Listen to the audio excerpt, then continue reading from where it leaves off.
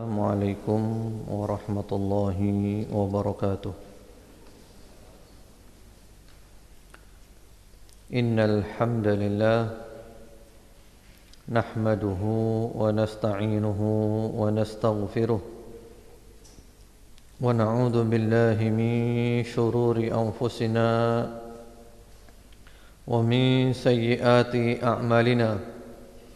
من يهده الله فلا مضل له ومن يضلل فلا هادي له وأشهد أن لا إله إلا الله وحده لا شريك له وأشهد أن محمدا عبده ورسوله صلى الله عليه وعلى آله وسلم تسليما كثيرا أما بعد اللهم إنا نسألك علما نافعا ونعوذ بك من علم لا ينفع. Ma'asyiral muslimin, ikhwan wa akhwat fillah rahimakumullah. Hari ini adalah hari Ahad, tanggal 8 Dzulhijjah 1434 Hijriah, yang bertepatan dengan tanggal 13 Oktober 2013. InsyaAllah kita akan lanjutkan kajian kita yang lalu, yaitu Ahkamul Udhiyah wa Zakah, hukum-hukum yang berkaitan dengan kurban dan penyembelihan. Kemudian juga nanti akan kita bahas tentang fikih hari raya Idul Adha. Dan hari ini ada kuis, ada 4 buku, 2 untuk ikhwan, 2 untuk akhwat. 2 buku berjudul Siapa Termasuk Keluarga Nabi Muhammad sallallahu alaihi wasallam, yang ditulis oleh Syekh Saleh bin Abdillah Ad-Darwish, penerbit Pustaka Ibnu Umar. Kemudian 2 buku lagi berjudul Ringkasan Kehidupan Nabi Muhammad sallallahu alaihi wasallam, karya Al-Imam An-Nawawi rahimahullahu taala, yang dita'liq dan ditakhrij oleh Syekh Khalid bin Abdurrahman bin Hamad Asy-Syai', penerbit Pustaka Ibnu Umar. Untuk ikhwan 2, untuk akhwat 2, jawabannya ditulis di kertas dan dipisahkan antara ikhwan dan akhwat. Dan insyaallah nanti di akhir kajian kita akan pilih siapa pemenangnya. Pertanyaannya mudah saja. Pada tahun ini 2013 atau 1434 Hijriah, hari Arafah bertepatan dengan hari apa? Hari apa ya? Kemudian juga tanggalnya, tanggalan umum tanggal berapa, dan apa keutamaan puasa hari Arafah. Jadi itu aja, insyaallah mudah sekali. Hari Arafah bertepatan dengan hari apa, beserta tanggalnya, tanggalan umumnya. Kemudian apa keutamaan puasa hari Arafah. Jawabannya ditulis di kertas, disertai nama, alamat, dan nomor yang bisa dihubungi, dipisahkan ikhwan dan akhwat. Yang lalu kita sudah masuk pembahasan hukum-hukum yang berkaitan dengan kurban, dan terakhir kita masuk pembahasan tentang untuk siapa kurban itu sahnya. Kalau kambing untuk berapa orang, sapi untuk berapa orang, onta untuk berapa orang. Kemudian yang dimaksud dengan keluarga itu siapa saja. Kemudian tentang panitia kurban, seandainya ada hewan kurban yang meninggal atau yang mati, maka panitia apakah bertanggung jawab atau tidak, dan itu sudah kita bahas hari Ahad yang lalu. Sekarang kita masuk pembahasan yang baru, fima yu'kal wa yufarraq minal udhiyah, tentang yang dimakan oleh orang yang berkurban dan yang dibagi-bagikan daripada hewan kurban. Mengenai masalah ini ada firman Allah Subhanahu wa taala di dua ayat, yang keduanya di surat Al-Hajj. Al-Hajj 28, yaitu firman Allah Subhanahu wa taala, fakulu minha wa at'imul ba'isal faqir. Maka makanlah sebagian daripadanya dan berikanlah pula kepada fakir miskin. Kemudian juga di dalam surat Al-Hajj ayat 36, firman Allah Subhanahu wa taala, fakulu minha wa at'imul qani'a wal mu'tar. Maka makanlah sebagian daripadanya dan sebagian lagi berikanlah kepada al-qani' wal mu'tar, yaitu orang yang meminta-minta dan orang yang tidak meminta-minta. Itu ayat yang dijadikan landasan.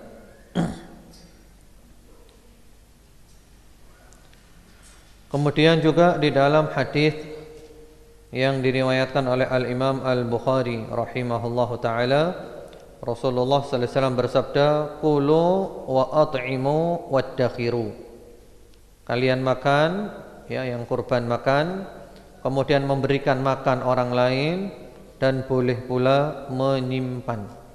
Kalian makan, kalian berikan makan orang lain dan kalian simpan. Di dalam riwayat Muslim, Rasulullah sallallahu alaihi wasallam bersabda, "Kulu waddakhiru wa tasaddaqu." Makanlah, simpanlah dan sedekahkanlah.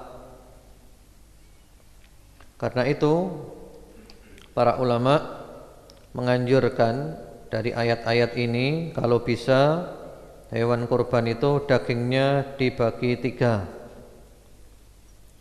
Yang sepertiga dimakan oleh orang yang kurban, artinya untuk dia, untuk orang yang kurban itu sendiri. Sepertiga sedekah kepada fakir miskin. Sepertiga lagi hadiah kepada orang-orang kaya.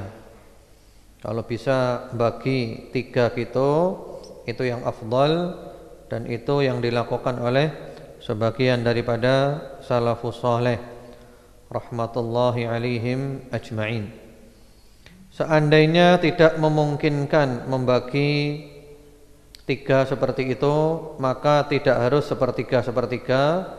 Yang penting diusahakan yang kurban ikut mendapatkan bagian, orang kaya ikut mendapatkan bagian, orang miskin juga ikut mendapatkan bagian, lengkap. Sering ada pertanyaan, apakah boleh orang kafir diberi? Jawabannya boleh, karena ada sedekah, ada hadiah, dan itu boleh kepada orang kafir. Namun seandainya orang Islam masih membutuhkan, maka mereka diprioritaskan. Kemudian juga kulit daripada hewan kurban itu tidak boleh diberikan sebagai upah orang yang memotong. Jadi kurban sendiri, upah pemotongan sendiri. Kemudian apakah kulitnya boleh dijual? Karena kan tidak mungkin seseorang memanfaatkan kulit itu. Buat apa kulit? Jarang yang bisa memanfaatkan. Apakah boleh kulit dijual? Para ulama mengatakan kulit boleh dijual, tapi uangnya tidak kembali kepada orang yang kurban. Uangnya disedekahkan. Uangnya disedekahkan. Ya, sedekahkan entah kepada masjid, entah kepada orang lain, tidak masalah. Tidak masalah. Yang penting tidak kembali kepada orang yang kurban dalam bentuk materi. dalam bentuk materi.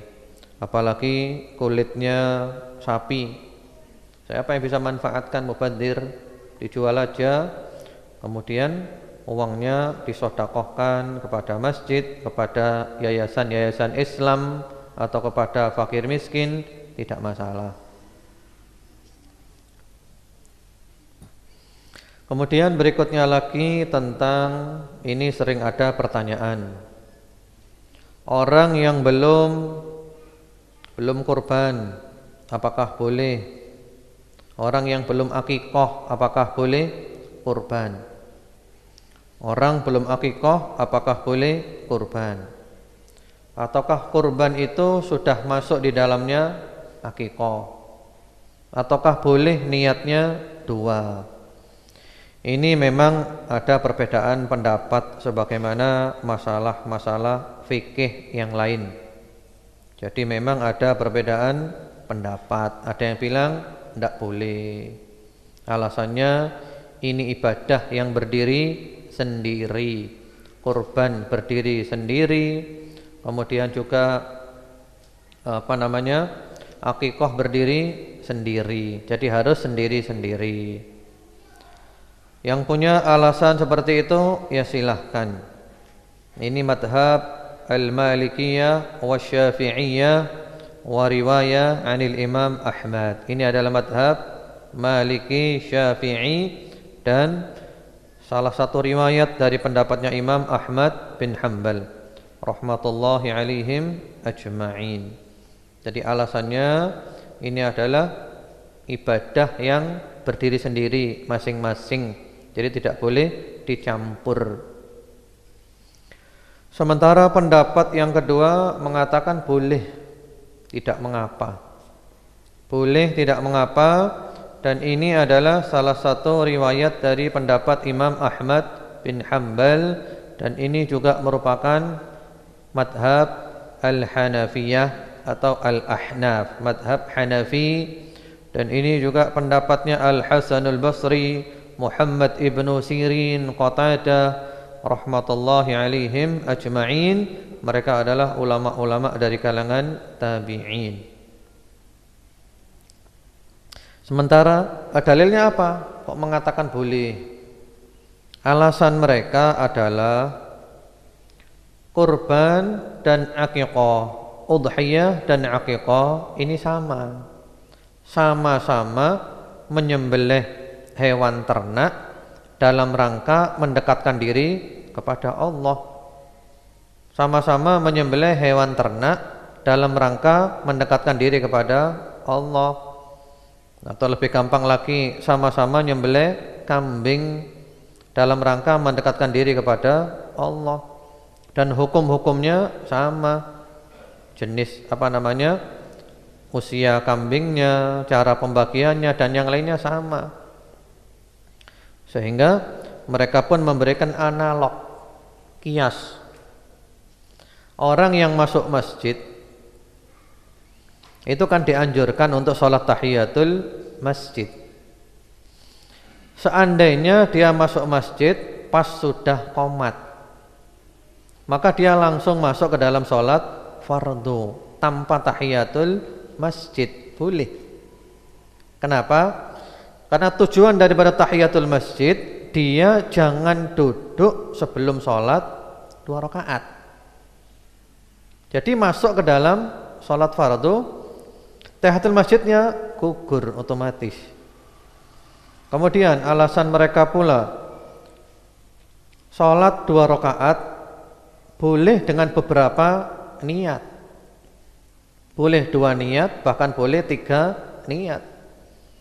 Contohnya, seseorang masuk ke dalam masjid lalu wudhu di masjid. Dia masuk dan wudhu di masjid. Ketika sedang wudhu terdengar suara adzan zuhur. Selesai wudhu, dia masuk ke dalam masjid, lalu dia sholat 2 rakaat, niatnya 3. Tahiyatul masjid, sunnah wudhu, dan qobliyah zuhur. Boleh apa tidak? Boleh. Walaupun seandainya sholatnya sendiri-sendiri tentu lebih afdol, tentu saja. Tapi kita bicara boleh atau tidak boleh. Hukumnya adalah boleh. Dalilnya apa? Dalilnya adalah innamal a'malu binniyat wa innamal likulli imri'in ma nawa. Amal dengan niat dan masing-masing orang mendapatkan ganjaran dari apa yang dia niatkan. Dan ini amalan yang sama bisa saling dimasukkan. Karena itu kita dianjurkan untuk pandai-pandai berniat. Semakin kita pandai berniat, semakin banyak pahala yang kita dapatkan. Misalnya seseorang ketika menikah niatnya banyak, ya, ada 10 niat, ngikuti sunnah, ngikuti perintah Allah, menjaga mata, menjaga kehormatan, untuk mempunyai anak, mendidik mereka menjadi hamba-hamba Allah, dan seterusnya. Niat. Semakin banyak niatnya, semakin banyak ganjarannya.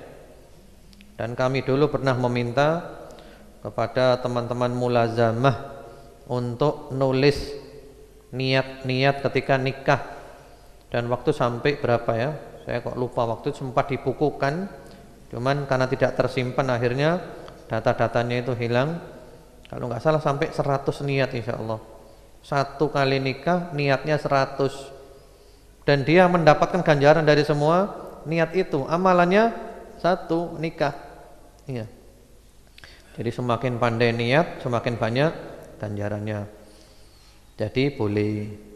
Ada yang mengatakan nggak boleh, ya silahkan, monggo. Ya, yang penting masing-masing mengamalkan dengan dasar, mengamalkan punya ilmunya.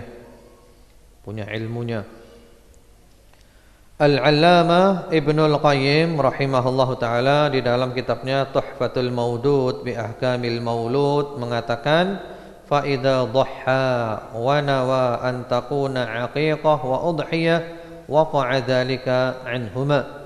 Jika dia berkorban, niat untuk akikah dan sekaligus korban, maka terjadi untuk keduanya, dapat dua-duanya. Kalau akikah, ya, kambingnya kalau laki-laki 2, kalau perempuan 1. Laki-laki 2, perempuan 1. Hukum-hukumnya sama. Dimasak lebih afdol, dibagi daging ya boleh, tidak masalah. Itu tentang menggabung antara akikah dan udhiyah. Kemudian masalah akikah sering ada pertanyaan. Kalau kita tidak mampu akikah untuk anak laki 2 ekor kambing, apakah boleh 1 ekor kambing? Memang masalah ini ada beda pendapat. Ada riwayat bahwasanya Rasulullah sallallahu alaihi wasallam mengakikahi cucunya Al Hasan wal Husain syatan, 1 kambing, 1 kambing.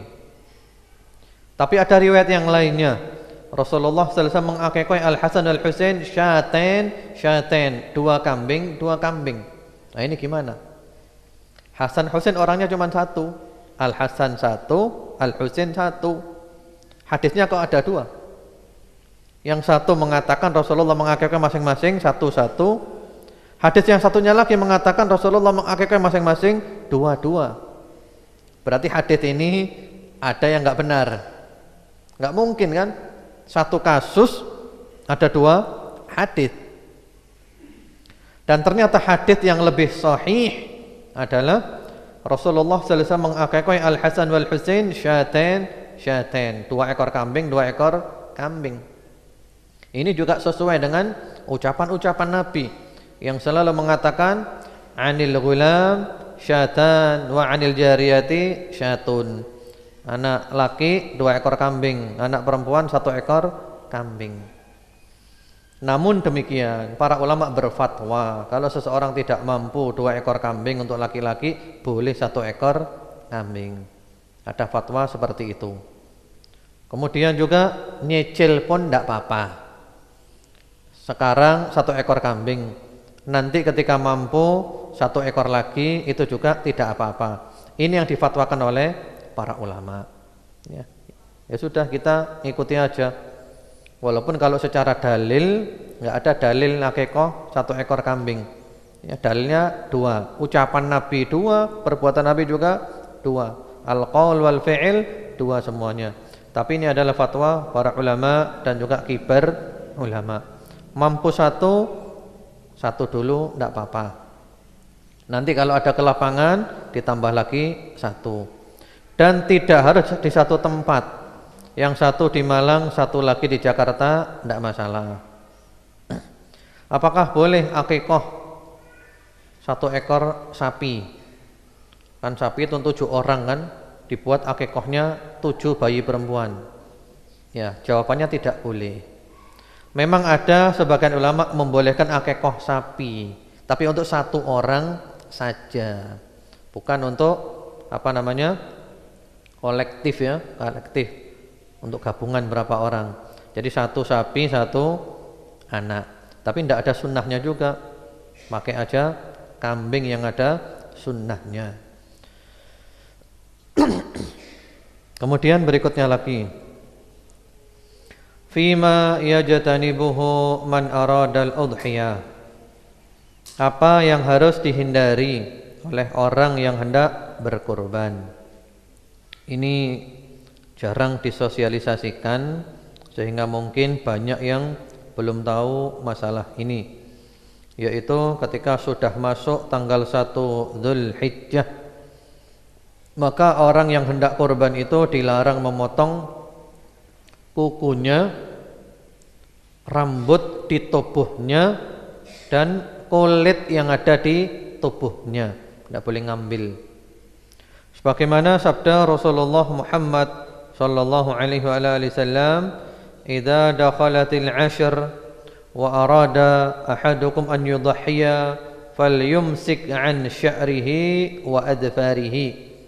Wa fi riwayah, "Fala yamassa min sya'rihi wala bashari syai'a hatta yudhhiya." Apabila masuk tanggal 1 Dzulhijjah dan seorang dari kamu hendak berkurban, maka hendaklah dia menahan diri untuk tidak memotong kukunya, tidak memotong rambut yang ada di tubuhnya, dan tidak mengambil kulit yang ada di tubuhnya sampai hewan kurbannya disembelih, sampai hewan kurbannya dipotong. Jadi mulai tanggal 1 Dzulhijjah sampai hewannya dipotong. Kalau tanggal 10 dipotong ya setelah itu. Kalau dipotong tanggal 13 ya setelah itu. Kan pemotongan ada 4 hari, tanggal 10, 11, 12 dan 13, hari-hari tasyriq. Yang dimaksud memotong, mengambil kulit itu apa? Mungkin ada yang heran ya. Ngambil kulit apanya? Ngambil kulit itu maksudnya di tubuh kita kadang ada kapalan di kaki ya. Nah, itu tidak boleh dicuili. Kecuali kalau ganggu tidak apa-apa, dibersihkan. Dan ini berlaku bagi orang yang kurban saja. Kalau yang kurban diniatkan kepala keluarga, ya untuk dia. Kalau kurban diniatkan untuk anaknya, maka berlaku untuk anak itu saja. Keluarga yang lainnya walaupun ikut mendapatkan ganjaran tidak mengapa. Dan hukum ini memotong rambut tubuhnya, memotong kuku dan mengambil kulit, ini untuk orang yang kurban, bukan hewan kurbannya. Bukan hewan kurbannya. Ulama seluruh dunia, barat, timur, utara, selatan, tidak ada khilafiyah bahwa yang dimaksud ini dilarang ngambil rambutnya orang yang mau kurban. Memotong kuku orang yang mau kurban, mengambil kulit orang yang mau kurban, bukan hewan kurbannya. Karena itu sungguh sangat aneh. Ada yang berpendapat maksudnya itu hewan kurbannya. Ngotot gitu dia. Bahkan dia juga ceramah di mana-mana. Itu maksudnya hewan kurbannya, hewan kurbannya. Lah ini insyaallah sak dunia ya. Mungkin dia tok yang pendapatnya gitu. Saat dunia dia saja, tapi diberitahu tidak mau, ngotot dia. Dan di mana-mana ceramahnya gitu. Itu maksudnya adalah hewan kurbannya, hewan, diberitahu tidak mau. Jadi dia seakan-akan punya tafsir versi dia sendiri. Padahal ulama satu dunia tidak ada khilafiyah. Khilafiyah tidak ada masalah ini. Maksudnya adalah orang yang mau kurban, bukan hewan kurbannya. Tapi dia ngotot hewan kurbannya. Lah yang mau motong hewan Mau motong rambutnya hewan kurban siapa? Yang mau motong kukunya hewan kurban itu siapa? Yang mau ngambil kulitnya hewan kurban itu siapa masih hidup? Ya ini diantara keanehan di dunia. Ya, itu namanya rajulun la yadri wa la yadri annahu la yadri. Orang tidak tahu dan tidak tahu diri kalau dia tidak tahu. Repot, keplek namanya itu. Pengku, ya pengku namanya. Repot. Ngomong dengan orang kayak gini nggak nyambung. Wis percuma. Doakan aja dapat hidayah mudah-mudahan. Ya, sombong itu namanya. Sombong. Sudah diberitahu ulama sak dunia semuanya pendapatnya itu adalah orang yang mau kurban ngotot. Dia seakan-akan punya tafsir sendiri. Ya, seakan-akan dia ya begitu. Karena itu diantara hikmahnya para ulama mengatakan adalah untuk menyerupai orang yang sedang ihram dalam sebagian larangannya. Orang ihram kan dilarang motong kuku, motong rambut kan. Nah ini niru dalam sebagiannya saja. Di antara hikmahnya itu. Di antara hikmahnya pula adalah supaya ketika hewan kurban itu disembelih, anggota tubuhnya itu masih utuh, ya. Anggota tubuh orang yang kurban itu masih utuh, kukunya, rambutnya, kulitnya utuh semuanya, dibebaskan oleh Allah dari api neraka. Itu disebutkan oleh Imam An-Nawawi di dalam syarah Sahih Muslim. Kemudian seandainya orang yang mau kurban itu motong kuku dan semisalnya tadi itu, bagaimana hukumnya? Hukumnya adalah melanggar. Sementara para ulama beda pendapat, konsekuensinya apa? Kalau madhab Hambali mengatakan hukumnya adalah haram. Dia berdosa dan dia harus minta ampun kepada Allah dan hewan kurbannya tetap sah. Itu kalau madhab Hambali. Kalau madhab Asy-Syafi'i, Al-Imam An-Nawawi mengatakan di dalam Sahih Muslim, syarah Sahih Muslim, huwa makruh karahata tanzih wa laysa biharam. Makruh, tidak sampai ke tingkatan haram, dibenci. Ya. Dan seandainya seseorang ketika masuk Dzulhijjah belum ada niat kurban, niatnya baru sekarang ini, maka hukum ini berlaku ya sekarang ini ketika dia niatnya. Kemudian berikutnya lagi adalah fid zakati wa syurutiha, tentang penyembelihan hewan kurban dan syarat-syaratnya. Islam ini merupakan konsep hidup yang lengkap. Sampai cara menyembelih pun diatur. Di antara syaratnya, ya, syarat yang pertama an yakunal mudzakki aqilan mumayyizan. Hendaklah orang yang menyembelih itu orang berakal dan mumayyiz, yang ngerti, yang faham. Maksudnya bukan orang gila, bukan orang mabuk, bukan anak kecil yang belum ngerti, atau orang sudah besar yang pikun. Jadi anak kecil boleh dengan catatan dia tamyiz walaupun belum baligh. Yang penting faham, ngerti, bisa membedakan. Kemudian syarat yang kedua, asyartu tsani an yakuna al-mudzakki musliman aw kitabiyan wa huwa man yantasibu ila dinil yahud wan nasara. Orang yang menyembelih itu harus orang Islam atau ahli kitab, yaitu Yahudi dan Nasrani. Jadi orang Islam, Islam ya, laki perempuan tidak masalah, yang penting dia adalah seorang yang Islam atau Yahudi dan Nasrani. Dalilnya apa Yahudi Nasrani? Dalilnya adalah surat Al-Maidah ayat 5. Wa ta'amul ladzina utul kitaba hillul lakum. Ta'amul ladzina utul kitab, kalau kita lihat tafsirnya, ai dabaihuhum. Sembelihan ahli kitab halal bagi kamu. Ahli kitab itu adalah Yahudi dan Nasrani, walaupun mereka sudah nyimpang. Karena ketika turun ayat ini mereka sudah nyimpang. Yahudi mengatakan Uzair anak Allah, Nasrani mengatakan Isa anak Allah. Tapi mereka tetap dihukumi sebagai ahli kitab. Dan juga di dalam hadis yang sahih disebutkan bahwa Rasulullah sallallahu alaihi wasallam diberi hadiah ya kambing yang sudah disembelih oleh perempuan Yahudi.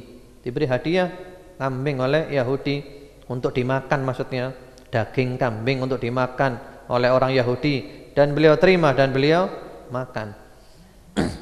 Jadi memang ahli kitab ini di sini mempunyai perbedaan dengan orang kafir secara umum.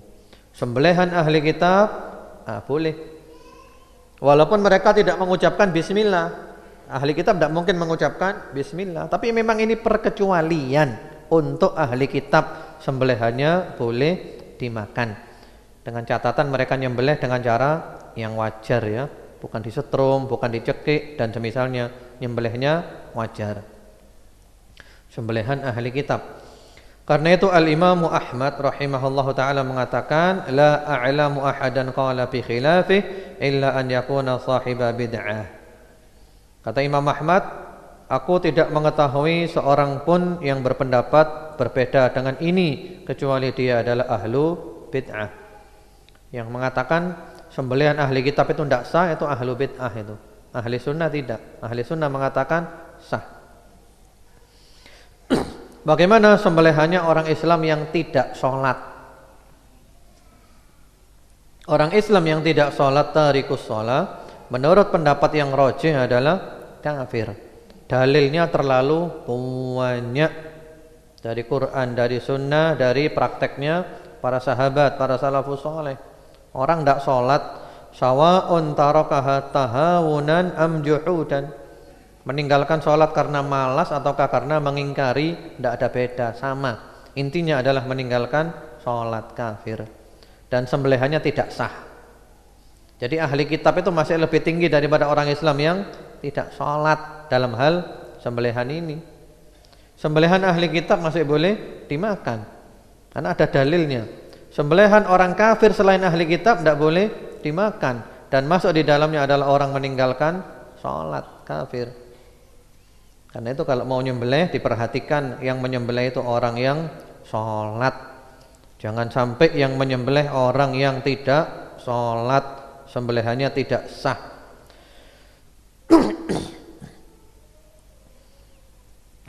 Kemudian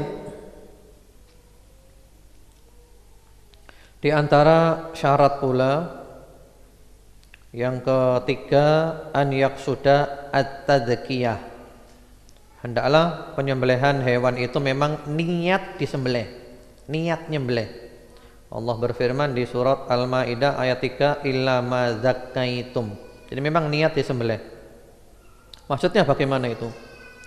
Karena mungkin ada hewan itu lepas liar, kita mau nangkap tidak bisa, akhirnya terpaksa kita sembelih dia untuk melindungi diri kita.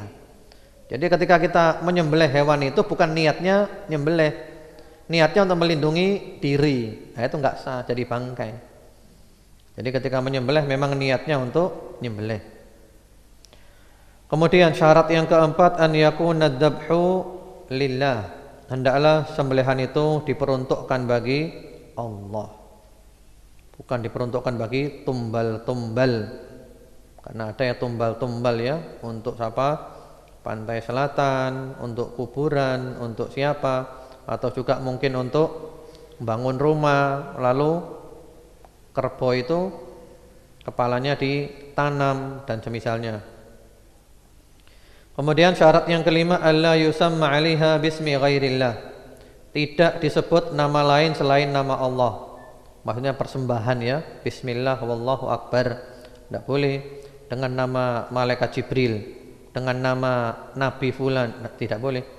Tapi kalau menyebut nama orang yang korban, nah itu sunnah, bukan dipersembahkan bagi orang itu, tapi ini adalah kurbannya orang itu. Nanti ada penjelasannya. Karena ada yang menyembelih menyebut bismillah, tapi juga dipersembahkan untuk yang lainnya dengan nama Allah, dengan nama malaikat Jibril, dengan nama jin fulan, dengan nama jin itu. Nah, ini tidak sah semuanya. Ya, wa ma uhilla li ghairillahi bih. Hewan-hewan yang disembelih dengan menyebut nama selain Allah Subhanahu wa taala. Kemudian syarat yang keenam, an yadhkura smallahi ta'ala 'alaiha. Ketika nyembelih menyebut nama Allah. Harus menyebut nama Allah. Allah berfirman di surat Al-An'am 118, faqulu mimma dzukira smullahi 'alaih. Makanlah sembelihan yang ketika disembelih disebut atasnya nama Allah. Al-An'am 121, wala ta'kulu mimma lam yudhkari smullahi 'alaih. Jangan kau makan sembelihan yang ketika disembelih tidak menyebut nama Allah atasnya. Nah, ini penting ya. Bahkan sebagian ulama mengatakan walaupun lupa tidak sah. Lupa tidak nyebut bismillah ketika nyembelih tidak sah. Jadi harus ketika nyembelih minimal baca bismillah, minimal. Lupa tidak ngerti tidak sah, jadi bangkai. Jadi bangkai. Jadi perlu diingatkan baca minimal bismillah. Nanti ada juga keterangan baca yang lengkap bagaimana. Ini syarat supaya hewan kurban itu sah. Kemudian syarat yang ketujuh, antakuna zakatu bi muhaddad yunhirud dam. Hendaklah alat yang dijadikan untuk menyembelih itu benda tajam yang bisa mengalirkan darah. Kalau kita alhamdulillah ya pisau, jelas enggak ada khilafiyah, boleh. Yang bisa mengalirkan darahnya. Rasulullah sallallahu alaihi wasallam bersabda, ma anharad dam wa dzukira smullahi alaihi fakulu. Yaitu yang bisa mengalirkan darah dan disebut nama Allah atasnya, kamu makan. Karena itu tidak dibenarkan dari sini menyembelih dengan cara memotong hewan dengan cara disetrum atau juga dicekik dan semisalnya. Kenapa? Karena darahnya tidak keluar. Jadi darah ini harus mengalir. Darah harus mengalir. Dan semua itu ada firman-Nya. Surat Al-Maidah ayat 3. Hurrimat 'alaikumul maitatu sampai ayat setelahnya wal munkhaniqatu wal mauqudatu wal mutaraddiyatu wan natihatu wa ma akala sab'u illa ma zakkaitum. Dijelaskan yang dicekik ya, kemudian juga yang dijatuhkan dan semisalnya. Yang ke-8, asyartu tsamin inharud dam. Hendaklah darahnya itu dialirkan. Tadi kan alatnya ya, alat yang tajam yang bisa mengalirkan darah. Sekarang yang ke-8, darahnya dialirkan. Bagaimana supaya darah mengalir? Itu para ulama mengatakan harus putus al-wadajain. Al-wadajain. Wadajain itu dua tempat saluran darah. Yang mana kalau disembelih darah pasti mengalir. Sehingga al-wadajain itu harus benar-benar putus. Jadi ada dua saluran darah, otot tempat salurannya darah itu harus putus sehingga darah mengalir. Yang lebih sempurna lagi, sekaligus diputuskan al-mari, saluran makanan, dan al-hulqum, saluran napas. Itu paling sempurna. Keempat-empatnya putus. Saluran darahnya dua putus, saluran makan putus, saluran napas juga putus. Itu yang paling sempurna. Kemudian syarat yang ke-9 disebutkan oleh Syekh Utsaimin rahimahullahu taala, an yakunal mudzakki ma'dzunan fi zakatihi syar'an. Orang yang menyembelih itu diizinkan untuk menyembelih secara syar'i. Maksudnya diterangkan oleh beliau bukan orang sedang ihram. Ihram kan enggak boleh ya. Atau juga bukan orang yang mencuri hewan kurban lalu dia sembelih, enggak boleh. Jadi harus yang diizinkan secara syar'i. Itu syarat-syarat yang menjadikan hewan kurban sah, hewan sembelihan sah. Kemudian pembahasan berikutnya lagi adalah adabu az-zakah, fi adabidz zakah, tentang adab tata cara dalam menyembelih. Yang pertama-tama istiqbalul kiblah, menghadap kiblat.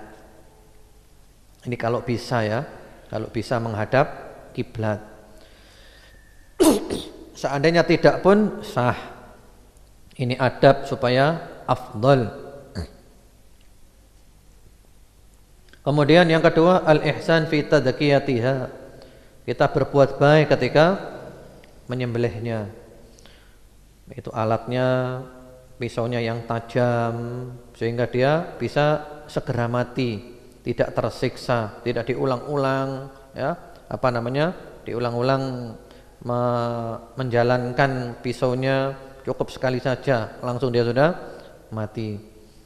Rasulullah sallallahu alaihi wasallam bersabda, "Innallaha katabal ihsan ala kulli syai', fa idza qataltum fa ahsinul qitlah, wa idza dabahtum fa ahsinud dibhah, wal yuhidd ahadukum syafratah wal yurih dhabihatah." Sesungguhnya Allah telah menetapkan kebaikan atas segala sesuatu. Apabila kamu membunuh, bunuhlah dengan cara yang baik. Apabila kalian menyembelih, sembelihlah dengan cara yang baik.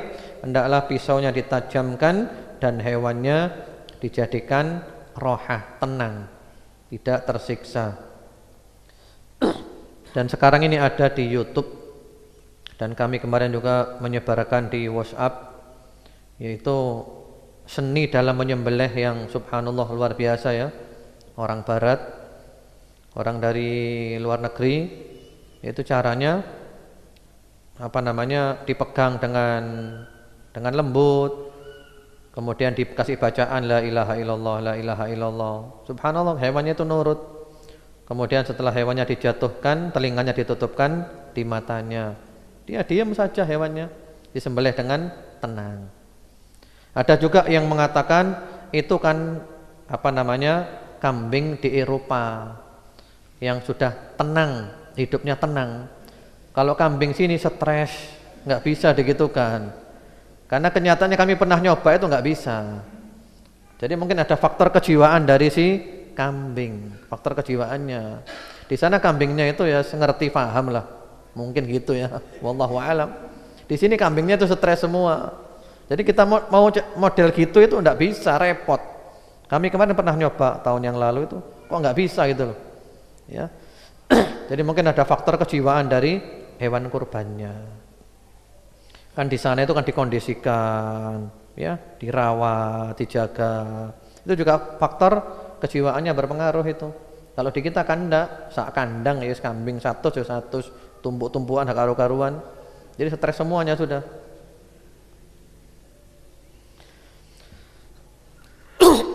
Kemudian di antara adabnya pula an takuna zakatu fil ibili nahran wa fi ghairiha dabhan. Kalau onta cara menyembelihnya namanya nahar. Kalau selain onta namanya dabah. Kalau dabah ya seperti yang kita tahu ya ditidurkan hewannya di sembelih itu. Ya sapi, kambing, ayam ya begitu. Tapi kalau onta lain, kalau onta itu ontanya berdiri, kemudian pisau itu dijeraskan di lehernya sehingga terputus otot-otot yang perlu diputuskan, aliran darahnya, kemudian juga saluran makan dan saluran napas. Kemudian setelah itu bercucuran darah dan tidak lama setelah itu ontanya baru jatuh. Itu memang cara menyembelih onta. Karena itu Allah mengatakan fasholli lirabbika wanhar. Yang dipakai adalah nahar. Karena kurban onta itu adalah kurban yang paling afdol untuk satu orang. Ya, dan antum bisa lihat filmnya itu ada di YouTube ya, bagaimana cara menyembelih onta. Kemudian di antara adabnya pula qat'ul hulqum wal mari. Ziyadah ala qat'il wadajain. Ini mengulangi yang tadi, yaitu diputus saluran napas dan saluran makan sebagai tambahan daripada putus saluran darah. Jadi yang harus kan saluran darah, 2 saluran darah ditambah lagi saluran makan dan saluran napas, putus semuanya keempat-empatnya, ini yang afdol. Kemudian yang kelima di antara adab dalam menyembelih pula an yastura sikin 'alal bahimah. Subhanallah. inda haddiha fala taraha illa inda dzabh. Hendaklah pisau itu disembunyikan sehingga hewan yang mau disembelih tidak melihat pisau itu. Sampai ketika hewan sudah siap untuk disembelih, baru pisau diperlihatkan untuk dia disembelih. Masya Allah, Islam itu adabnya luar biasa. Dan ini mungkin kelemahan kita di sini. Jadi pisau disembunyikan dulu, hewan ditidurkan, sudah siap disembelih, baru pisau dikeluarkan, disembelih. Kemudian juga bahwasanya di antara adabnya pula an yukabbirallaha ta'ala ba'da tasmiyah, membaca takbir setelah bismillah. Ini lebih afdol, ya. Bismillah wallahu akbar. Tadi kan harus bismillah, tidak boleh tidak. Yang lebih afdol lagi ditambahi wallahu akbar. Bismillah wallahu akbar. Bagaimana kalau bismillahirrahmanirrahim? Jawabannya ya tidak cocok. Dengan nama Allah yang maha pengasih lagi maha penyayang, nyembelih enggak cocok. Yang cocok bismillah wallahu akbar, dengan nama Allah, Allah maha besar. Kemudian yang ketujuh, yang terakhir, an yusammiya an dabhil udhiyah awil aqiqah man hiya lahu ba'da tasmiyah wat takbir wa yas'alullaha qabulaha. Hendaklah menyebut nama orang yang kurban atau yang akikah setelah membaca bismillah Allahu akbar dan kemudian minta supaya dikabulkan oleh Allah. Ini lebih afdal lagi, lebih lengkap. Kalau enggak pun juga sah, ya. Caranya bagaimana? Caranya bismillahi wallahu akbar Allahumma minka walaka anni Allahumma taqabbal minni. Kalau kurban kita dan yang nyembelih kita. Kalau kurbannya orang dan kita disuruh nyembelih, maka kita ucapkan bismillah wallahu akbar Allahumma minka walaka an fulan Allahumma taqabbal min fulan. Itu afdol, ya. Jadi misalnya kita diamanati untuk nyembelih kurban miliknya si Umar, nama orangnya Umar, atau mungkin lengkapnya Umar bin Ali, ya. Maka kita ucapkan bismillahi wallahu akbar Allahumma minka walaka an Umar bin Ali Allahumma taqabbal minhu, ya. Kalau kita sendiri bismillah wallahu akbar Allahumma minka walaka anni Allahumma taqabbal minni. Kemudian sebagian ulama juga menganjurkan orang yang tidak menyembelih dianjurkan untuk melihat ketika hewan kurbannya disembelih, dianjurkan melihat. Walaupun hadisnya itu tidak sahih, tapi ulama berpendapat begitu. Dianjurkan untuk melihatnya, tapi tidak ada keharusan. Artinya tadi itu bismillah Allahu akbar dengan nama Allah dan Allah maha besar. Allahumma minka walaka anni. Ya Allah, ini darimu dan untukmu dariku, artinya kurbanku atau akikahku. Allahumma taqabbal minni. Ya Allah, terimalah dari aku. Kalau orang lain bismillah Allahu akbar dengan nama Allah, Allah maha besar. Allahumma minka walaka an fulan. Ya Allah, ini adalah darimu dan untukmu dari si fulan, kurbannya si fulan, akikahnya si fulan. Ya Allah, terimalah dari dia. Kemudian berikutnya lagi yang makruh ketika menyembelih, dibenci ketika menyembelih. Yang pertama-tama alatnya itu tidak tajam. Bahkan pendapat yang sahih ini hukumnya adalah haram karena menyiksa. Kemudian di antara yang makruh pula hewan itu disembelih dan temannya melihat. Hewannya disembelih, hewan yang lain melihat. Nah, ini juga dibenci. Karena ternyata hewan itu juga ikut merasakan ya, lihat temannya disembelih, mungkin dia juga kena faktor jiwa, terganggu jiwanya. Sehingga kadang kita sering melihat hewan itu yang melihat teman-temannya disembelih, air matanya keluar. Mungkin dia itu juga nangis, wallahu alam. Ya, kadang dia biasanya dia itu apa namanya? Biasanya dia tuh giras ya. Ketika melihat teman-temannya disembelih langsung diem aja, kayak orang stres gitu. Jadi jangan melihat ketika hewan disembelih, hewan yang lainnya tidak melihat. Kemudian di antara yang makruh pula mengasah pisau sementara hewannya melihat. Jadi ngasah pisau pun hewannya jangan lihat. Karena ternyata hewan itu paham, wah ngasah pisau, saya mau dihabisi ini. Sampai ada burung ya, burung minco, pintar berkicau, dia melihat pisau, nggak bisa berkicau lagi. Dia paham, seakan-akan pisau itu menyembelih dia, langsung nggak bisa berkicau. Subhanallah. Kemudian di antara yang makruh pula setelah disembelih, sebelum benar-benar mati sudah diputus lehernya atau bahkan dikuliti atau bahkan dipotong-potong. Ini makruh, bahkan pendapat yang sahih ini adalah haram. Ya. Jadi biarkan mati dulu. Biarkan sudah mati, benar-benar nyawanya sudah lepas, nah baru dikuliti dan yang lainnya atau dipotong kepalanya. Jadi kalau masih belum mati dipotong itu hukumnya adalah haram. Belum mati sudah dipotong. Wallahu alam. Dengan demikian kita telah menyelesaikan kitab Talkhis kitab Ahkamil Udhiyah wad Dzakah, ringkasan kitab kurban dan menyembelih hewan kurban. Sekarang kita bahas pada waktu yang tersisa ini apa namanya? Di antara hukum-hukum Idul Adha, di antara hukum-hukumnya adalah takbiran yang mana yang lalu sudah dibahas. Takbir yang mutlak mulai tanggal 1 Dzulhijjah sampai matahari terbenam tanggal 13 Dzulhijjah. Ada lagi takbir yang muqayyad, terikat waktu sholat mulai besok hari Arafah.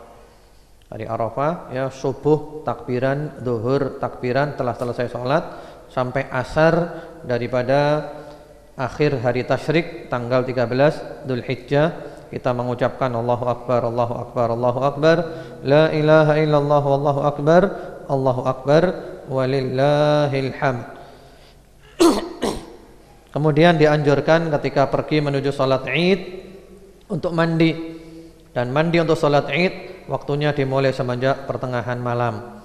Jadi mandi sebelum subuh sah. Berbeda dengan mandi Jumat, waktunya setelah masuk waktu subuh. Kemudian dianjurkan memakai parfum bagi orang laki-laki. Memakai parfum bagi orang laki-laki. Karena perempuan dilarang memakai parfum kalau keluar rumah yang baunya dicium oleh laki-laki yang bukan mahram. Kemudian juga untuk Idul Adha ini dianjurkan untuk berpuasa. Berpuasa ya sampai pulang dari sholat Idul Adha. Jadi puasa seperti biasanya puasa sampai pulang dari sholat Idul Adha. Jadi pagi itu puasa, mulai dari subuh tidak makan apa-apa, pulang dari sholat Idul Adha baru makan. Itulah yang dilakukan oleh Rasulullah sallallahu alaihi wasallam, tidak makan apa-apa sampai pulang dari sholat Id, nyembelih hewan kurban dan makan dari hewan kurbannya itu. Berbeda dengan Idul Fitr. Dan disunnahkan pula kalau tempat sholat Idnya tidak jauh untuk jalan kaki, berangkat jalan, pulang jalan. Dan dianjurkan pula jalan yang dilewati itu berbeda, berangkat lewat jalan A, pulang lewat jalan B, supaya syiar Allah menyebar di mana-mana, supaya semua yang kita lewati menjadi saksi hari kiamat nanti, dan untuk menyebarkan salam di mana-mana. Kemudian dianjurkan pula untuk mengucapkan tahniah, selamat hari raya, yang biasa diucapkan salafus saleh itu adalah ucapan taqabbalallahu minna wa minkum. Taqabbalallahu minna wa minkum. Semoga Allah menerima dari kami dan dari kamu. Kemudian juga dianjurkan pula al-ijtima' 'ala ta'am, makan bareng-bareng untuk Idul Adha. Kalau bisa makan bareng-bareng. Wa minas sunnati ijtima'un nas 'ala ta'am fil 'id. Termasuk sunnah adalah manusia kumpul untuk makan-makan pada hari raya Id. Bahkan bukan hanya Idul Adha, Idul Fitri dan hari Tasyrik. Syekhul Islam Ibnu Taimiyah rahimahullah taala di dalam Al-Fatawa menyebutkan wa jam'un nas lit-ta'am fil 'idain wa ayyamit tasyrik sunnah wa huwa min sya'airil Islam allati sannaha Rasulullah sallallahu alaihi wasallam. Mengumpulkan manusia untuk makan pada 2 hari raya dan hari-hari tasyrik adalah sunnah dan termasuk syiar Islam yang disunnahkan oleh Rasulullah Muhammad sallallahu alaihi wa ala alihi wasallam. Kemudian juga tata cara salat Id, salatnya 2 rakaat, takbir pada rakaat pertama ada 7, pada rakaat kedua ada 5. Dan di sela-sela takbir itu dari Rasulullah sallallahu alaihi wasallam tidak ada bacaan tertentu. Tapi ada dari sebagian salafus saleh muji-muji Allah seperti baca subhanallah walhamdulillah wala ilaha illallah akbar boleh, atau juga baca shalawat Allahumma shalli ala Muhammad wa ala ali Muhammad boleh. Itu ada riwayat dari sebagian salafus saleh. Tidak baca apa-apa pun juga boleh. Kemudian imam dianjurkan setelah baca Al-Fatihah rakaat pertama baca surat Al-A'la, kemudian yang kedua membaca surat Al-Ghasyiyah. Itu yang biasa dibaca dan tidak terlalu panjang, pendek. Kemudian dianjurkan setelah salat Id mendengarkan khutbah, tapi tidak wajib. Pulang tidak apa-apa, tapi tentu sayang kalau kita pulang. Ini cuma setahun 2 kali didengarkan, dan juga nanti ada doa-doa kebaikan. Inilah pengajian kita pada pagi hari ini. Wallahu a'lam. Dan sekarang kita masuk sesi tanya jawab. Sudah banyak SMS yang masuk. Assalamualaikum warahmatullahi wabarakatuh. Ustadz, puasa Arafah itu sekarang apa besok? Besok ya. Puasa Arafah itu besok, ketika jamaah haji wukuf di Arafah. Insyaallah bertepatan dengan hari Senin besok. Afwan Ustadz, besok tanggal 13 termasuk hari tasyrik, apakah puasa Ayyamul Bid tetap 3 hari tanggal 16? Tanggal 13-nya tidak boleh puasa. Kalau orang ingin puasa Ayyamul Bid, maka tanggalnya 14, 15 dan 16.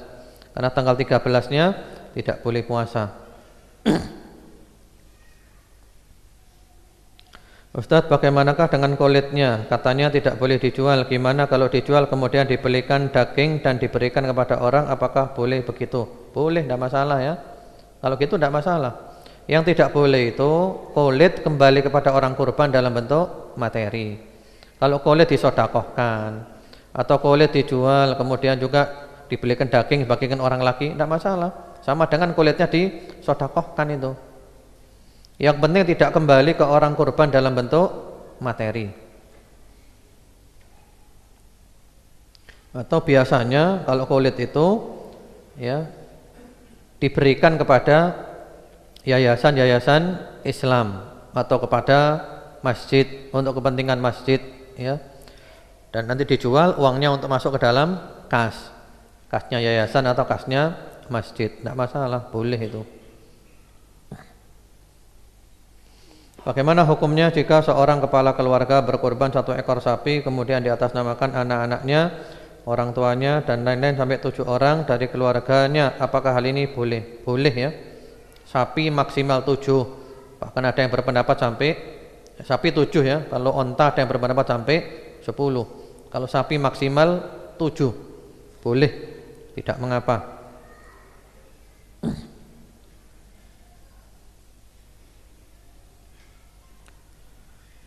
Ada orang pada tanggal 1 Dzulhijjah sudah berniat kurban, tapi baru mendapat hewan pada tanggal 5 Dzulhijjah. Apakah 1 Dzulhijjah orang tersebut dilarang mengambil anggota tubuhnya, memotong kuku, rambut dan sebagainya? Iya. Jadi ukurannya bukan hewannya, bukan ya, niatnya. Sudah niat, sudah berlaku hukum itu. Walaupun hewannya belum dibeli. Ustaz, terkait dengan kehormatan masjid, bagaimana hukumnya makan di dalam masjid seperti apabila ada acara walimatul urus di dalam masjid? Boleh selama tidak mengotori masjid.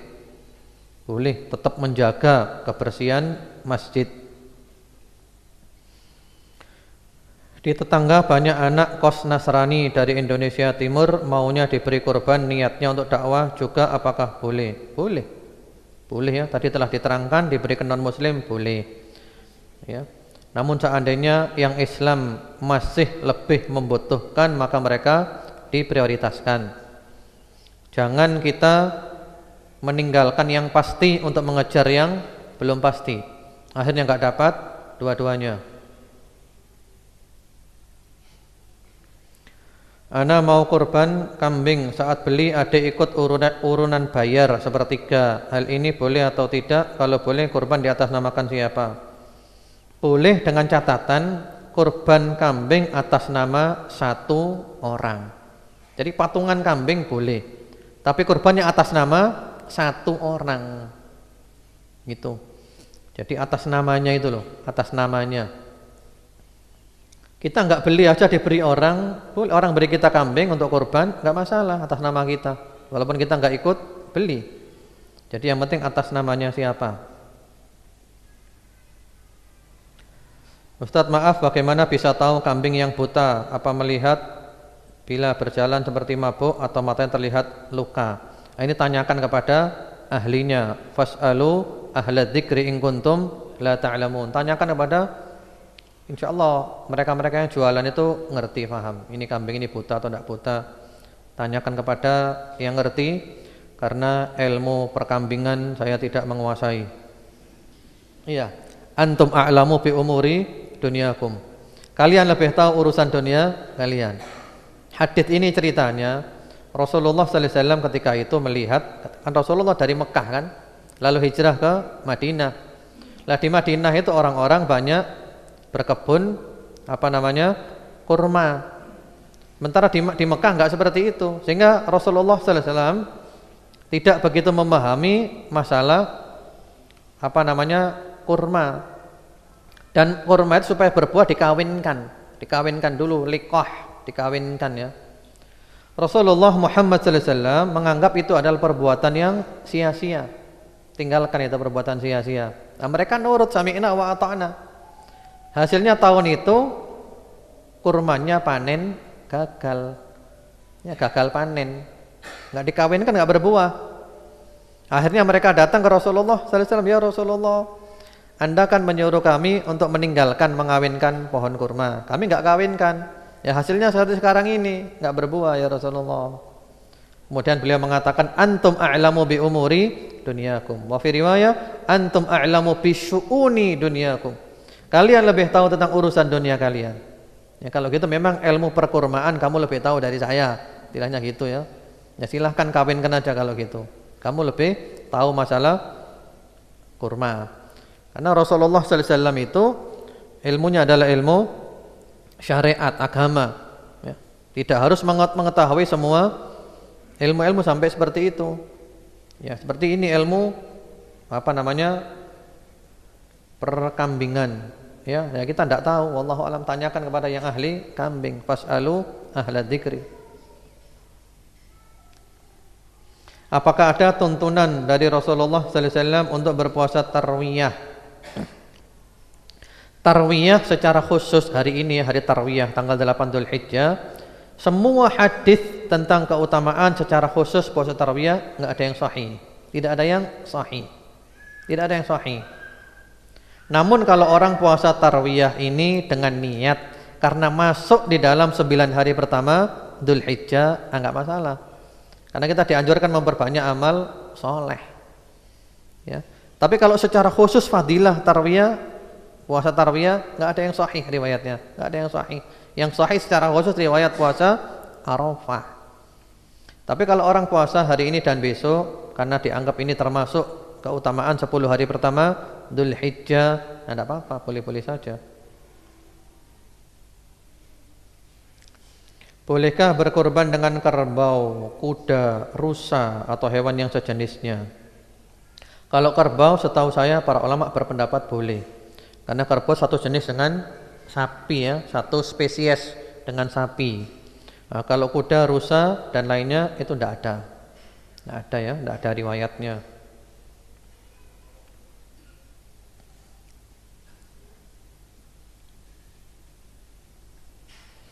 Ustadz, mohon penjelasan, orang yang berkorban tidak boleh memotong kuku, rambut dan lain-lain. Jika dilanggar maka hukumnya bagaimana? Tidak sah kurbannya atau bagaimana? Kurbannya tetap sah. Hanya konsekuensinya kalau menurut mazhab Hambali dia melakukan perbuatan yang diharamkan, istighfar, minta ampun kepada Allah. Kalau mazhab Syafi'i berpendapat makruh, enggak sampai ke tingkatan dosa, enggak sampai haram. Tapi hewan kurban tetap sah. Kurbannya tetap sah. Jika ada satu orang berkorban sapi diniatkan untuk 6 anggota keluarga dan dirinya, apakah 6 anggota keluarga tadi terkena larangan untuk memotong kuku, rambut dan kulit? Iya. Iya. Karena kurban diatasnamakan 7 orang itu, maka hukum itu berlaku kepada 7 orang itu.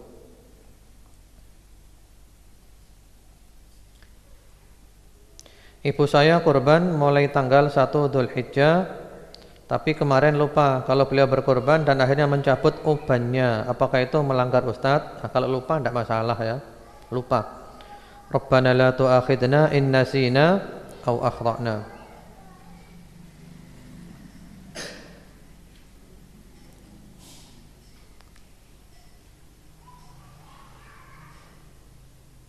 Ustadz, dalam syarat-syarat kurban tadi, apakah anak yang sudah balik tapi dia seorang yang Down syndrome, seperti kejiwaan anak kecil, apa termasuk mukallaf? Apa Down syndrome itu? Apa? Idiot. Tadi kan syaratnya berakal dan tamyiz, ya, aqilan mumayyizan, berakal dan bisa membedakan. Ini masuk nggak dalam kategori berakal ini? Maksudnya bukan orang gila, orang yang akalnya sehat, tidak hilang ingatan. Saya kira masalah ini nggak terlalu rumit, biar sembelih orang lain aja, kan gitu kan? Nggak harus dia nyembelih. Kalau memang dia punya penyakit semacam itu, idiot.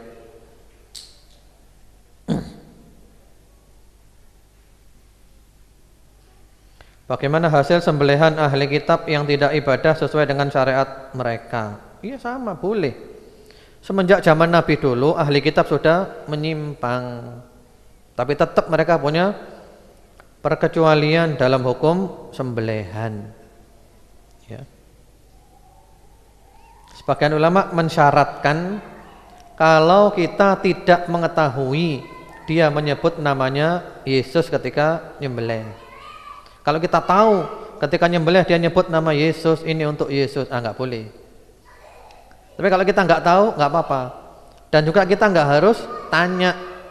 Kamu tadi ketika nyembelih nyebut nama Yesus nggak harus tanya. Karena Rasulullah Muhammad SAW ketika diberi hadiah oleh Yahudi daging kambing, nggak tanya. Kamu tadi nyembelihnya nyebut nama selain Allah nggak ditanya.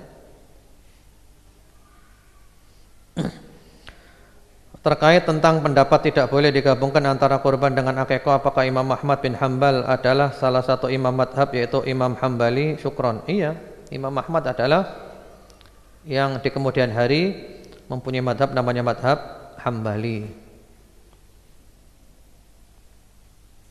Bagaimana dengan hewan kurban yang lepas saat mau disembelih sehingga untuk menangkapnya dengan ditembak dan mati sebelum disembelih, apakah sembelihannya sah? Kalau niatnya niat menangkap tidak sah ya. Kalau niatnya niat menangkap lalu kemudian dia ditembak dan mati, enggak sah, bangkai ya. Jadi benar-benar niatnya adalah niatnya itu nyembelih, ketika membunuh niatnya menyembelih. Tapi kalau dia dilemahkan, ditembak dilemahkan saja, telah jatuh, disembelih dia masih hidup, ya sah.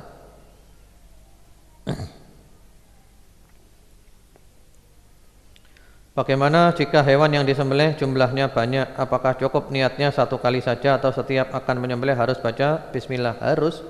Setiap satu hewan baca bismillah. Apakah ada bacaan-bacaan tertentu di setiap takbir sholat Id? Tadi telah disebutkan ya. Kalau dari Nabi tidak ada bacaan tertentu. Kalau dari salafus soleh ada. Boleh baca subhanallah walhamdulillah wa la ilaha illallah akbar. Boleh juga baca sholawat Allahumma salli ala Muhammad wa ala ali Muhammad.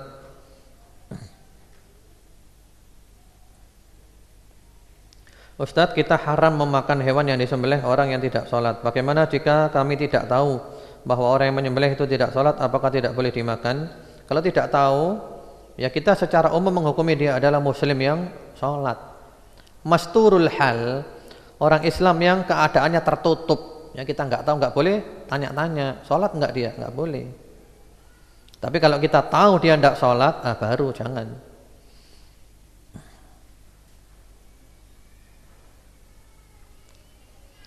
Ya, di sekolah kami mengadakan arisan sapi 14 orang. Karena harga sapi naik, ada 2 orang yang mundur. Panitia sudah mencari pengganti, tapi masih kurang 1. Dari 13 orang diupayakan dapat 2 sapi. Agar kurban sapi dapat terlaksana dan daging yang dibagikan ke masyarakat lebih banyak. Jadi ada 1 sapi yang hanya 6 orang.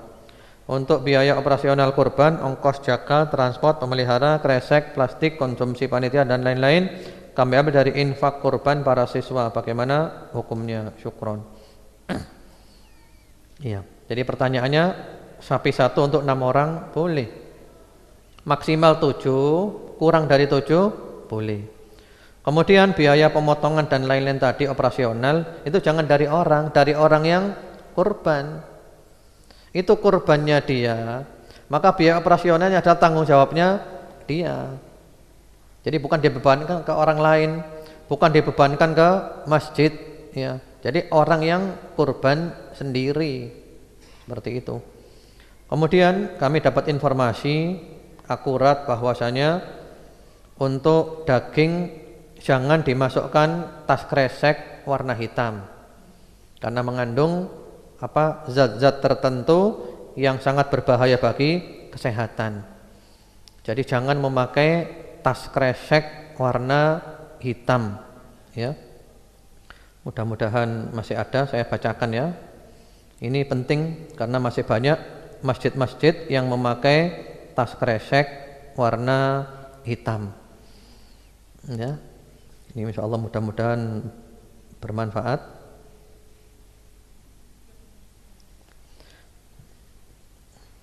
Ya, ini ringkasannya.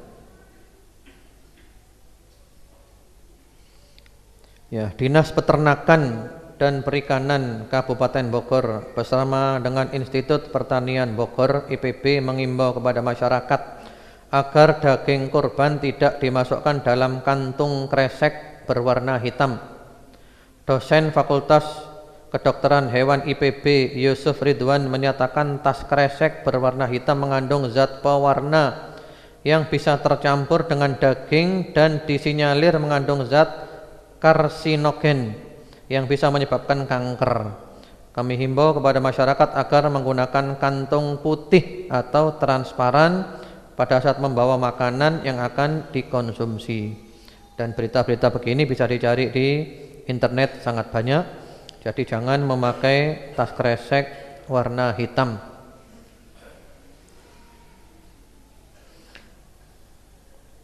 Ustadz, di tempat kami ada orang yang berkorban kambing. Setelah disembelih, bolehkah dagingnya dimasak semua? Sebagian untuk makan panitia, sebagian lagi dibagikan untuk tetangga masjid dan masyarakat, serta sebagian lagi untuk orang yang berkorban. Boleh tidak dimasak? Ya bolehnya itu nemen. Bolehnya nemen. Nah, kenapa? Ya tambah menyenangkan orang yang diberi. Dibagikan kambing saja, daging boleh. Apalagi sudah masak, dikasih gulai, dikasih kerengsengan. Boleh enggak? Ya tambah terima kasihnya double orangnya. Karena dia enggak repot-repot untuk masak. Jadi dibagi sudah masak itu lebih afdol. Ada yang tanya, bagaimana kalau baginya itu kita undang orang-orang ke rumah sambil makan-makan? Ya lebih boleh lagi. Ya tambah seneng mereka. Tidak pakai masak menanak nasi, bisa segoi lengkap kabeh, tak bumbu-bumbu nih. Jadi boleh ya, dimasak itu boleh. Itu Itu lebih afdal tentu saja. Karena apa? Lebih memudahkan orang yang diberi.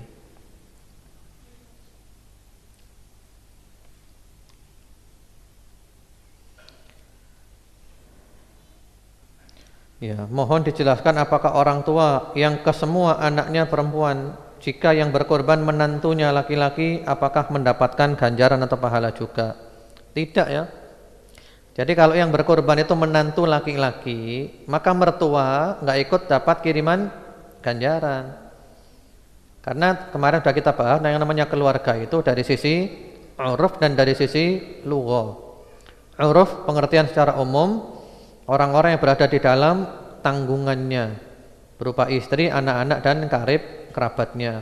Secara lugha, orang yang korban dengan anak keturunannya, bapaknya dan anak keturunannya, bapaknya bapak dan anak keturunannya, bapaknya kakek dan anak keturunannya. Jadi mertua enggak masuk.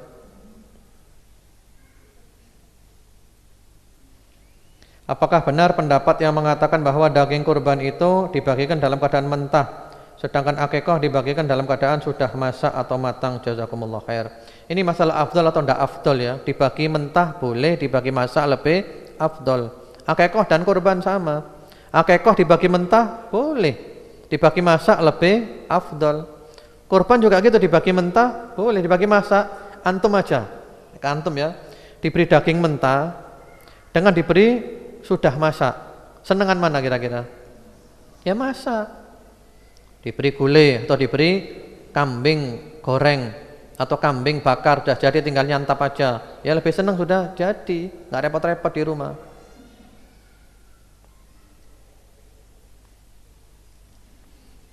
Apakah onta tidak bisa diternak di Indonesia seperti halnya sapi dan kambing? Nah, ini juga bukan bidang saya ini. Tanyakan kepada ahli peternakan. Ustadz mau tanya, kan disunahkan yang kurban untuk minta bagian, tapi untuk di lingkungan itu dikatakan tidak ikhlas untuk berkurban dan bahasa eksisnya gak ilok. Apa yang harus dilakukan? Ya diberitahu, itu panitianya nggak ngerti berarti. Jadi kan disunahkan orang yang kurban itu kan minta bagian daripada hewan kurbannya, sunnah ini. Tapi kalau mereka punya pemahaman, berarti gak ikhlas iki. Wis kurban sing njaluk-njaluk. Ya, gak ilok lho ngono iku. Ya diberitahu panitianya, ini sunnah gini ini. Itu loh, wis waca dhewe Qur'an iki lho. Ini Qur'an bukan madzhab Syafi'i, bukan Hambali, Qur'an iki. Antum bukakan saja surat Al-Hajj ayat 28 dan ayat 36. Jadi bilang ke sampean waca dhewe, iki kudu kitab gondol Quran iki. Turun baca sendiri, ya. Fakulu minha, makan sebagian daripadanya. Karena memang ada sebagian yang belum paham masalah ini. Bahkan ketika diberi pun yang kurban mau diberi dagingnya ya, udah, kami sudah cukup. Loh bukan mana cukup, tidak cukup ini. Ini memang sunnah Anda ikut makan, bersenang-senang. Yang kurban ikut makan, keluarganya ikut makan, fakir miskin ikut makan, orang kaya ikut makan, semuanya makan. Ayyamu tasyrik, ayyamu aklin wa syurbin wa dzikrillah. Hari makan-makan, hari minum-minum dan hari untuk berzikir kepada Allah Subhanahu wa taala. Jadi diberitahu aja. Kalau ada yang bilang gak ikhlas, gak ilok, sampean nggawa Quran, langsung buka surat Al-Hajj ya, ayat 28 kalau ayat 36 kon baca dhewe. Sampean wara iki Quran lho iki, kudu madzhab Syafi'i, kudu madzhab Hambali iki. Iki kudu kitab gondol iki, ana harokate, brewoke Quran. Al-Qur'anul Karim, kitab suci dari Allah Subhanahu wa taala, kalamullah, firman Allah. Ya, Ustaz mohon dibahas tentang ongkos tukang jagal yang dibayar dengan kulit dan panitia menjual kulit kurban sebagai kas masjid. Mohon solusi dari kedua kasus tersebut. Kalau untuk ongkos jagal tidak boleh, ya, ongkos jagal tidak boleh. Jadi kurban sendiri, ongkos jagal dan operasional sendiri. Kulit diberikan panitia masjid, monggo, urusannya panitia. Tapi operasional dari kita loh ya. Jadi nanti kulit itu masuk ke dalam kasnya masjid. Boleh kalau itu. Tapi operasional semua dari orang yang berkurban, mulai dari biaya penyembelihan, kresek dan yang lain-lain dari orang yang berkurban. Ini waktu sudah lewat tapi tidak apa-apa ya. Ya, karena ini tinggal sedikit saya selesaikan aja. Apakah panitia kurban boleh ditambahin jatah daging tersisa setelah semua terbagikan rata? Kalau dari boleh atau tidak boleh, boleh-boleh saja, tidak ada masalah ya. Yang penting pokoknya jangan terlalu menyolok. Artinya panitia terlalu mengutamakan diri mereka sendiri. Ini jangan, tidak baik. Tidak baik menyolok. Jadi sebaiknya juga lebih diutamakan masyarakat. Panitia boleh silahkan, tapi jangan terkesan menyolok dan menguasai.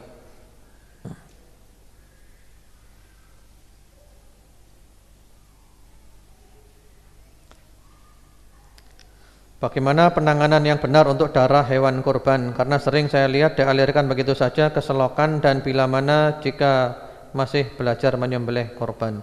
Iya. Kalau ke selokan selama tidak mengganggu aliran selokan tidak masalah. Kalau mengganggu jangan.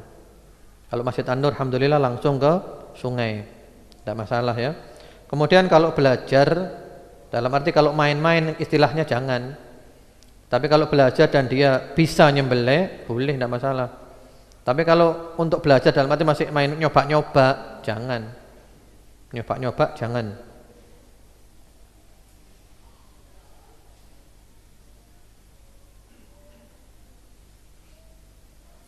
Menggabungkan zikir muqayyad dengan takbiran setelah sholat fardu.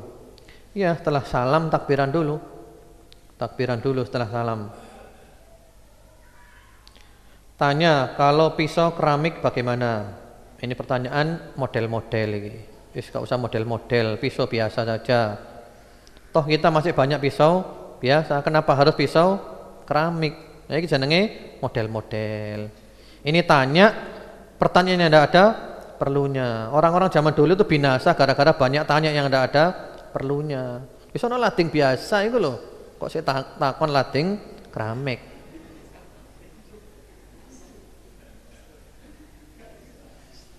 Hewan betina apakah boleh dijadikan hewan kurban? Boleh. Betina jantan boleh. Memang Rasulullah yang jantan hewannya bertanduk, tapi bukan berarti betina tidak boleh. Betina boleh.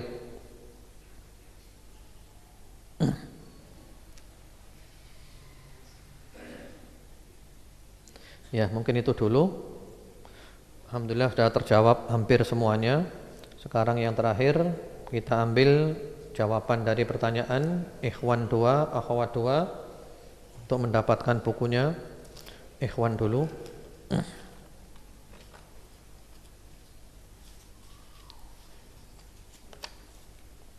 Abu Hamdan Cipto Mulyo, nomor sekian sekian sekian.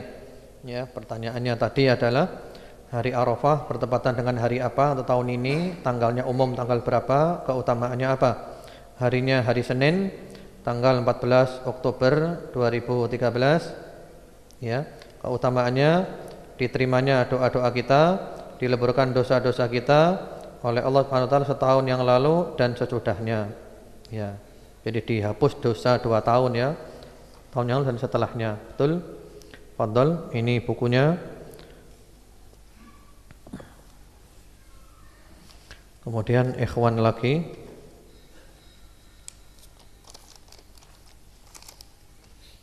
Ini akhwat ini.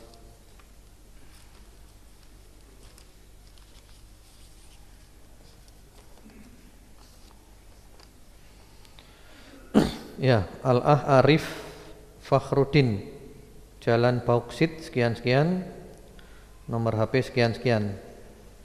Hari Arafah tahun ini hari Senin 14 Oktober 2013. Keutamaan hari Arafah, tidak ada satu hari pun yang Allah lebih banyak membebaskan hambanya dari kecuali hari Arafah. Bukan itu maksudnya ya. Tadi yang kita tanyakan adalah keutamaan puasa hari Arafah. Berarti salah jawabannya ini.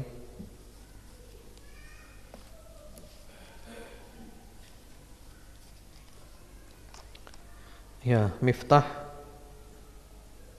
Profesor Muhammad Yamin, nomor HP sekian. Puasa Arafah mulai 6 Oktober puasa 1 sampai 9 hari Dzulhijjah.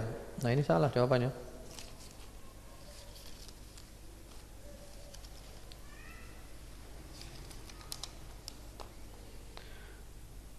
Ini perempuan. Ikhwan dulu ya. Salman Abu Ibrahim. Nah, ini orang dalam ini. Janti Utara, nomor HP sekian. Bertepatan hari Senin 14 Oktober 2014. Kok 2014 ini? Nah, berarti salah kan ya? Wah, sayang, hampir antum. Ya inilah, ini namanya takdir itu ya ini. Turun takdirnya. Makanya takdir itu ada. Ini kan takdir namanya kan. Muhammad Hafi, Bandulan, nomor HP sekian, jatuh hari Senin 14 Oktober 2013. Akan dihapuskan dosa 2 tahunnya, tahun yang lalu dan tahun yang akan datang. Ya, kontrol. Sekarang akhwatnya.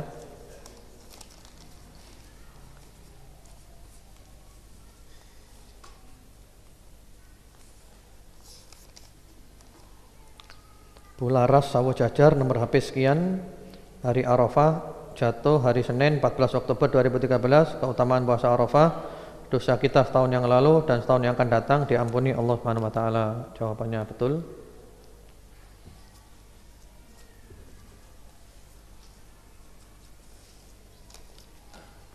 Ummu Hamdan, Kolonel Sugiono, nomor HP sekian-sekian, hari Arafah Senin 14 Oktober 2013. Keutamaannya diterimanya doa-doa baik kita, dileburkan dosa kita oleh Allah Subhanahu wa taala. Jawabannya kurang tepat.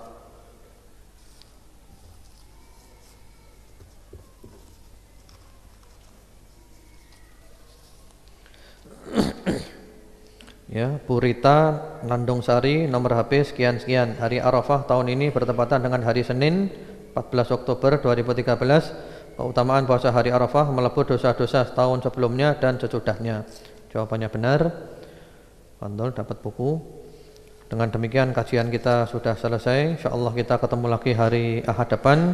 Semoga Allah menerima semua amal ibadah kita, menjadikan kita istiqamah dalam Islam dan sunnah, menutup umur kita dengan husnul khatimah. Allahumma amin. Subhanakallahumma bihamdika asyhadu an la ilaha illa anta astaghfiruka wa atubu ilaik. Assalamualaikum warahmatullahi wabarakatuh.